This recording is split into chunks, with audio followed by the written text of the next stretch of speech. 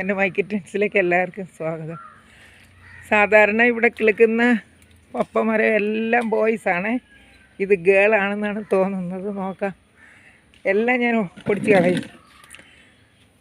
ഇതെനിക്ക് തോന്നുന്നു ഗേളാണെന്ന് തോന്നുന്നു. താങ്ക് ഗോഡ് എന്ന് പറഞ്ഞാൽ മതിയല്ലോ. കണ്ടോ, പൂ വന്നിരിക്കുന്നുണ്ട്. ആണെന്ന് തോന്നുന്നു. അപ്പം അത് നിർത്താന്ന് വെച്ച് വെട്ടിക്കളയണ്ട. അയ്യോ, കിണറിൻ്റെ അടുത്ത് എനിക്ക് ശ്വാസം മുട്ടുന്നേ. ഞാൻ ഇവിടെ കുറച്ച് പുല്ല് പറിച്ചതാണ്. തുളസി കണ്ട, ഇതെല്ലാം ഒരുപാട് പുല്ലിൻ്റെ ഇടയിലാണ് നിൽക്കുന്നത്. ഇതൊന്നും എനിക്കിപ്പം ഇതെല്ലാം വേറൊരു കാര്യമെന്ന് വെച്ചാൽ എൻ്റെ കൈതോന്നി എല്ലാം കരിഞ്ഞു പോയി കേട്ടോ. ഒരു സമയം കഴിയുമ്പോൾ കരിയുമെന്ന് തോന്നി. ഞാനിപ്പം അതല്ല, ഏതായാലും അത് ഉള്ളതങ്ങ് പറിക്കാമെന്ന് വെച്ച് കരിഞ്ഞു പോയി. ഭയങ്കര കഷ്ടമായിപ്പോയി. ഇപ്പം ഞാൻ ശരിക്കും പറഞ്ഞാൽ ഒരു വീഡിയോ എടുക്കാൻ വന്നതിൻ്റെ ഉദ്ദേശം എന്തെന്ന് വെച്ചാൽ, ഞാനിവിടെ ഈ മുറിവട്ടി കണ്ടില്ലേ, ഈ മുറിവട്ടി പറിക്കാനായിട്ട് വന്നതാണ്. എൻ്റെ ഒരു കുഞ്ഞിന്, എൻ്റെ സിംബന് വലിയൊരു മുറിവ് വന്നിരിക്കുകയല്ലേ.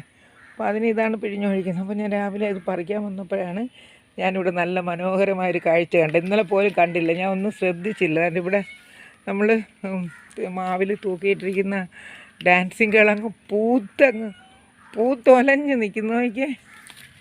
എന്ത് ഡാൻസേഴ്സ് ഉണ്ടെന്ന് നോക്കി, ഭയങ്കരമായിട്ട് പൂത്ത്.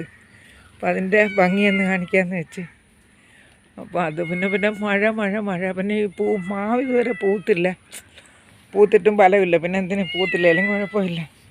പിന്നെ കണ്ടോ എന്ത് അവൻ വേണ്ട നമ്മുടെ പിന്നെ കുഞ്ഞു വാ നമ്മുടെ ജൂൺ കുട്ടി വന്ന് ഇങ്ങനെ നിന്ന് ഞാൻ ഒരു ഉമ്മ എടുത്ത് കരയുന്നു. അപ്പോൾ താഴെ നിർത്തിയിട്ട് വീണ്ടും നമുക്ക് വീഡിയോ എടുക്കാം.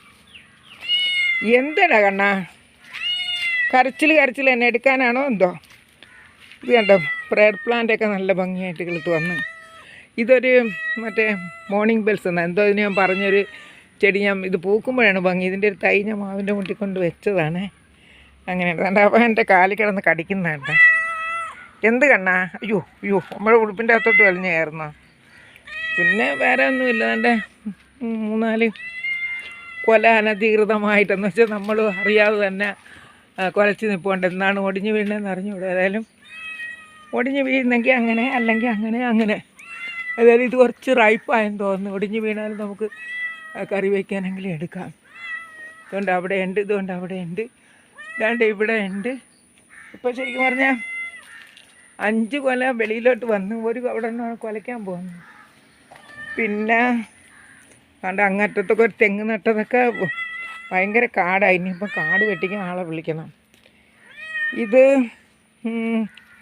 ഒരു എന്ത് തെങ്ങാണെന്ന് അറിഞ്ഞില്ല. ഇത് കാർഷികത്തിൻ്റെ അവിടെ നിന്ന് വാങ്ങിച്ചതാണ്. എന്ന് വെച്ചാൽ ഇവിടെ പഞ്ചായത്തിൻ്റെ 25 രൂപ ഉണ്ടായിരുന്നുള്ളൂ.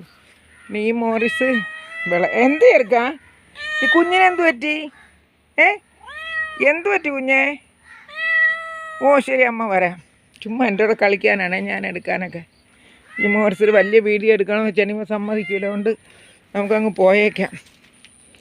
ഈ മോറിസും കൂടെ ഇത് വിളഞ്ഞെന്നാണ് തോന്നുന്നത് കേട്ടോ. നമുക്ക് പറിക്കാം, 2 ദിവസം കഴിഞ്ഞൊന്ന് പറിക്കാം.